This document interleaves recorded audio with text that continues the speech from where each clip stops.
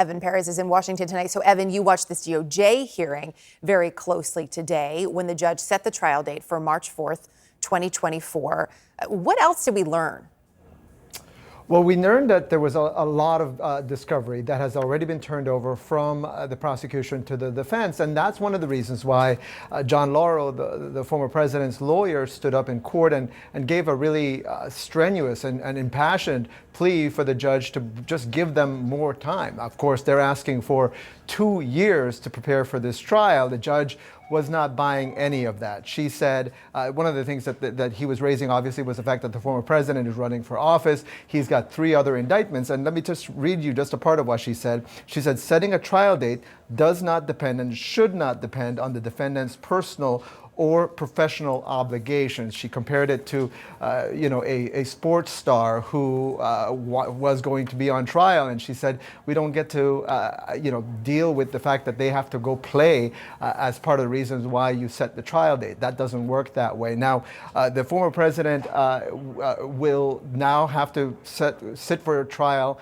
beginning on March 4th, which, as you pointed out, is day before Super Tuesday. That means he's going to be sitting in court, Erica, during the time that you normally have candidates out on the campaign trail, right? Meeting people at cookouts and kissing babies. That's the kind of thing that candidates regularly do. This is not, of course, what this candidate is going to be doing. He's going to be stuck in court, certainly at least for the 4 to 6 weeks that the prosecution says it'll take to put on this trial. Of course, we expect that the former president is going to try to appeal a whole bunch of things, but this judge has made it clear, Erica, that she does not intend for this trial to wait, certainly, for the 2024 election. She said that the public has a right to have this resolved before then.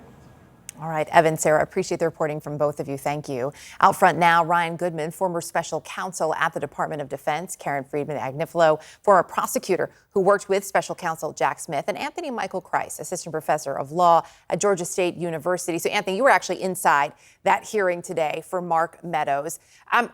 Just take us into that courtroom. When you saw Mark Meadows there for, I believe, some 3.5 hours, was he able to make a good case? Well, he had a very hard time I think today in trying to make a case. He certainly articulated that, in his view, he had a wide range of activities that fell under his obligations as chief of staff.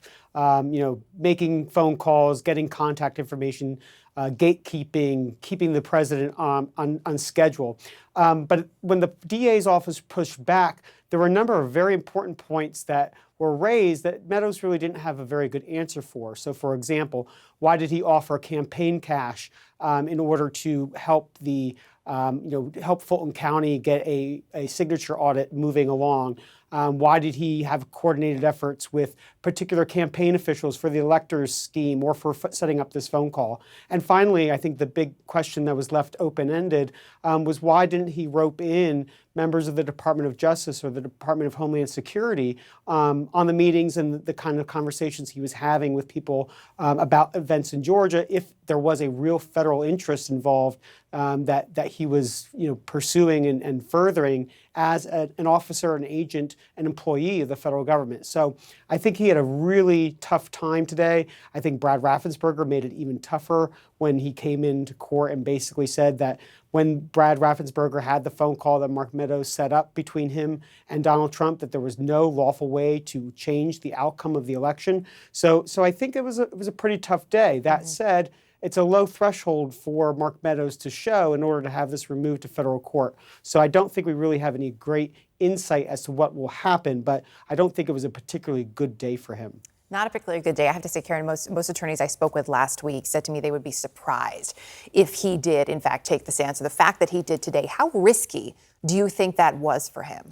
It's incredibly risky. Most criminal defendants would not testify under oath about the actual facts of the case in an evidentiary hearing that has nothing to do really with your actual trial. I mean, don't forget, he hasn't seen the evidence yet. He hasn't sat through the whole trial. If he were going to testify at his trial, it would be after he saw the government's entire case. He doesn't ever have to testify, but he put all his cards on the table. It was like a Hail Mary, I think, approach to this whole thing. He's putting all eggs in this basket, trying to get the case removed to federal court. And I think because That's step one. Step two, then we'll argue, see, I was just doing my job, and then therefore the supremacy clause, which is a defense that would give him immunity from prosecution in state court. It's a higher bar to get to that threshold, but this is the first step in that entire process and in that strategy, and I think that's what he's trying to do. One thing that's interesting too, Ryan, you and I have talked about, I know you and Aaron have talked extensively about, could Mark Meadows, right, perhaps be working with Jack Smith in a separate investigation, right? The fact, though, that he took the stand today, the fact that we heard so much of what we did hear from him, that would lend a non-legal scholar like myself to say, doesn't look like he's working with Jack Smith. And you'd be right. It certainly does not look like he is fully cooperating or working with Jack Smith. The reason is, on the stand today, Mark Meadows said, basically, I did nothing wrong. I did everything within the duties of my office. I also thought maybe there was election fraud still that needed to be investigated around the Raffensperger call. If he were truly cooperating with Jack Smith, he would have to admit to wrongdoing. He would have to almost plead or potentially plead and say, okay, I committed some of these crimes, give me a lower sentence, and I'll be one of your star witnesses or principal witnesses. It does not look like that at all. Jack Smith would never want to put somebody like that on the stand, because then Trump would say, I did everything he did, and he said he did everything right. It's fascinating. Anthony, as we look into a little bit more about what we heard today, what stood out to you in terms of the larger case here, and specifically the charges against the former president? Well, I think it kind of speaks to what you were just talking about, which is, where is the off-ramp for Mark Meadows? I mean, he certainly has, I think, in some respects, at least arguably, the least amount of culpability of many of the defendants here, at least patent, or things that might be patently criminal or obviously criminal. So, right, does that lead him to a place where he wants to make a deal, where he's more willing or possibly in a better position to come to some agreement with Fani Willis? But of course, he has a federal case potentially to participate in as well. So I think it's really quite it's kind of chaotic at this point in time. But I think if Mark Meadows is in a position to make a deal and the DA wants to do that, that could also spell a lot of trouble for Donald Trump. So a lot to be seen.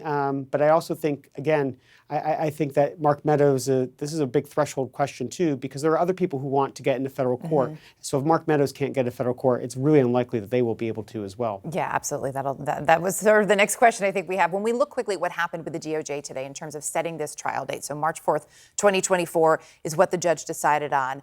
Trump's attorney, John Lauro, noted for the court record he believed the trial date will deny President Trump the opportunity to have effective assistance of counsel. That didn't seem to land very well. That being said, it was put out there.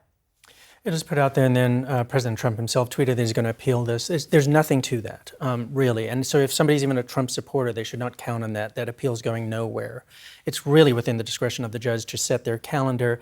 And in fact, she is accommodating him to some degree, because the DOJ said that they wanted it early January.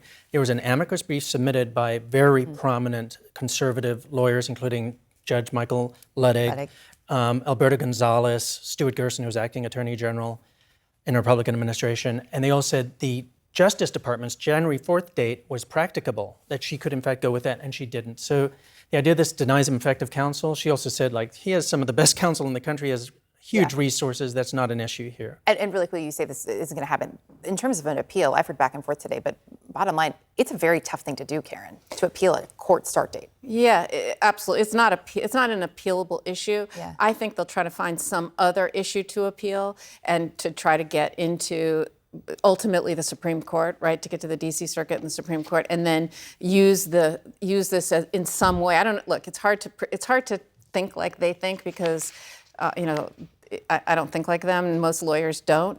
But I think they're going to try to find something to appeal that will then slow things down, so that they don't have to start on that date. Because don't forget, the Supreme Court is highly conservative. Yeah. Well, there are certain things, to your point, in terms of slowing things down. There are certain playbooks that we are all familiar with, and slowing things down certainly seems to be one of them. Thank you all. Appreciate your insight.